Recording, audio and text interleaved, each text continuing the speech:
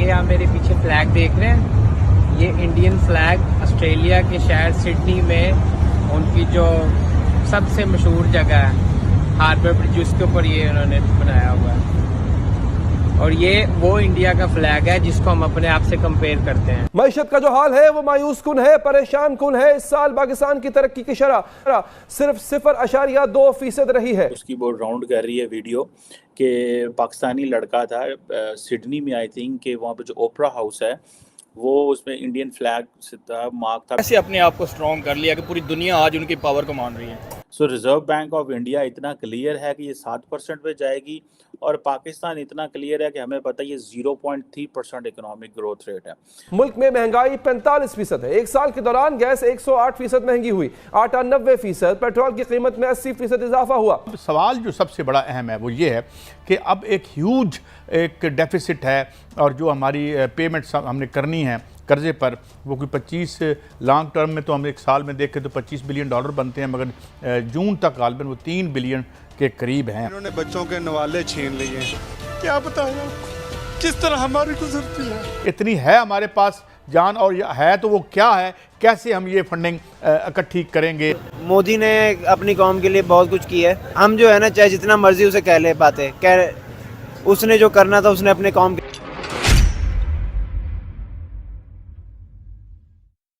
ये आप मेरे पीछे फ्लैग देख रहे हैं, ये इंडियन फ्लैग ऑस्ट्रेलिया के शहर सिडनी में उनकी जो सबसे मशहूर जगह है हार्बर ब्रिज, उसके ऊपर ये उन्होंने बनाया हुआ है। और ये वो इंडिया का फ्लैग है जिसको हम अपने आप से कंपेयर करते हैं, ठीक है। और अपनी सिचुएशन देख लें और इंडिया को देख लें कहाँ पे है। तो फॉर गॉड सेक अपने लिए नहीं, मुल्क के लिए सोचें, दोनों parties. I am talking about both of the parties, ठीक है। कल ये ऑस्ट्रेलिया के प्राइम मिनिस्टर ने, आपको पता है क्या कहा मोदी को? उसने कहा मोदी यू आर बॉस।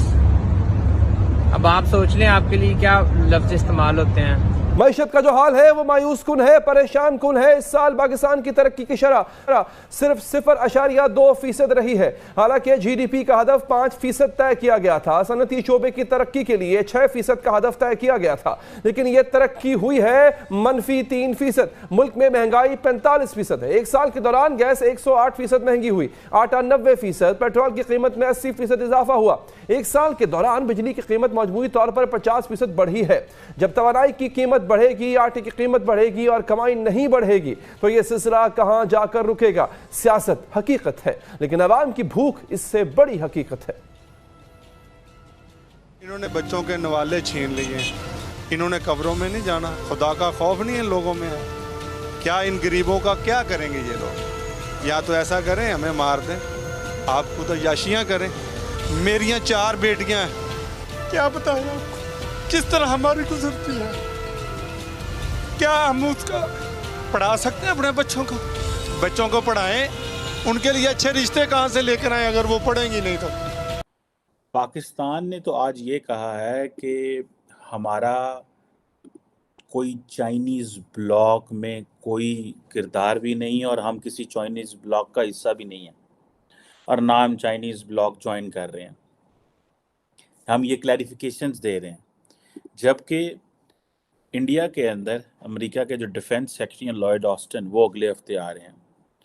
और आपको पता है कि भारत के वज़ीर आज़म नरेंद्र मोदी जा रहे हैं US नेक्स्ट मंथ।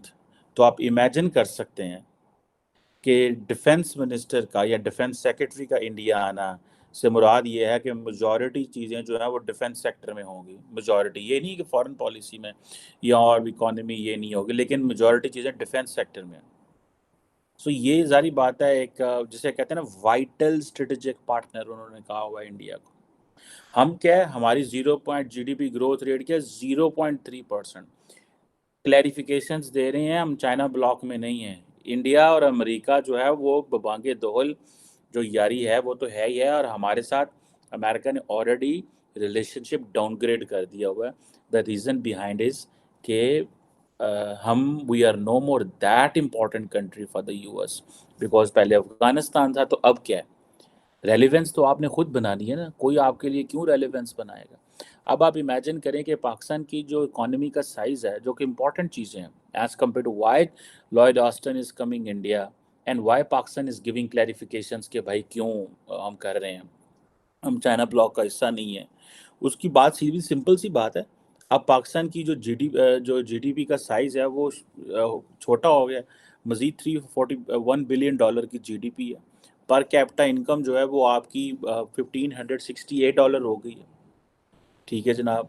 और तकरीबन पाकिस्तान की जो इकॉनमी है वो $34 बिलियन छोटी हुई है।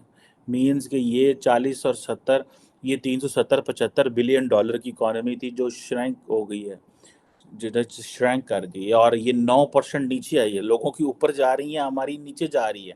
आप इमेजिन करें कि इंडिया के जो रिज़र्व बैंक ऑफ इंडिया के जो गवर्नर हैं शक्तिकांता दास साहब, वो अगले दिन मैं उनको पढ़ रहा था, देख रहा था, वो कह रहे थे कि जो हमारी इकोनॉमी है वो 7% पे ग्रो कर रही है, और इवन कि एग्रीकल्चर सेक्टर और बहुत सारी चीज़ें वो बता रहे थे। सो ये वो कह रहे हैं कि ये 7% पे जाएगी, ठीक है जी। और ये फाइनेंशियल ईयर तो ये जाएगी, अगले वो कहते हैं 7% पे इसको टच करना चाहिए। सो रिज़र्व बैंक ऑफ इंडिया इतना क्लियर है कि ये 7% पे जाएगी, और पाकिस्तान इतना क्लियर है कि हमें पता है ये 0.3% इकोनॉमिक ग्रोथ रेट है। वो कोई बच्चा था मीडिया पे इज़ डूइंग, उसकी वो राउंड कर रही है वीडियो, कि पाकिस्तानी लड़का था सिडनी में, आई थिंक, कि वहाँ पे जो ओपरा हाउस है वो उसमें इंडियन फ्लैग से था, मार्क था, बिकॉज प्राइम मिनिस्टर मोदी वहाँ पे थे। तो वो कह रहा था देखो किस तरह जो है वो इंडिया और ऑस्ट्रेलिया के ताल्लुकात देखो क्या है, इतनी इज्जत मिल रही है, हमारे सियासतदान क्या कर रहे हैं। सो बेसिकली इससे डिमोटिवेशन होती है, मोटिवेशन नीचे आती है इस चीज़ों से, ये जो हरकतें हमारी लीडरशिप करती है और ये जो हम ये चीज़ें करते हैं। सो अब आप इमेजिन करें कि 0.3% इकोनॉमिक ग्रोथ जो उन्होंने वो कहते हैं जनाब कि ਅਸੀਂ ਇੱਥੇ जा रहे हैं, ठीक है जी। अब ये इमेजिन करें कि आप, हम कहते हैं जी कि वो जी लाइफ स्टॉक ख़त्म हो